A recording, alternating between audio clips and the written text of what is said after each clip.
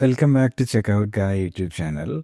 In this video, what we'll be doing is how to change our credit card name to something like Visa, Mastercard, which is more convenient for customers in your Shopify checkout.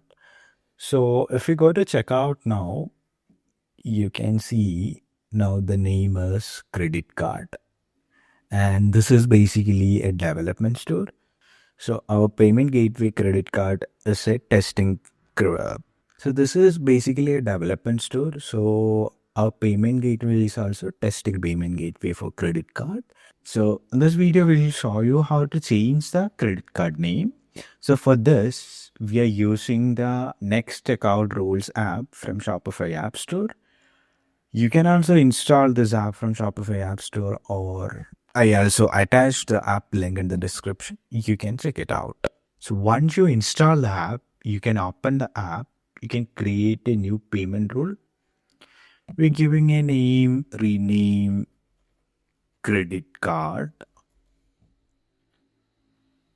right? And we're not having any conditions right now, so we are not giving any conditions. We have one action. Our action is rename the payment method. So this is we need to give the existing payment method name, and this is the new payment method name. So our existing payment method name is credit card, but in Shopify settings, since we are using a payment gateway, its name is like bogus gateway. So we are giving that bogus, right? And we are renaming into something like Visa or Mastercard. We can give a different name. We are naming it Visa or Mastercard. We are removing the commas. Yeah, so we made it like this and we make it active,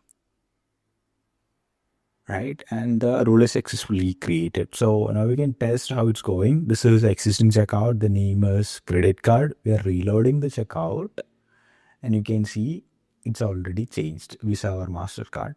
So in your case, it will not be the bogus since you will be using the credit cards. Sometimes the name will be Shopify Payments. Otherwise, it will be credit card. So yeah, you can check this out.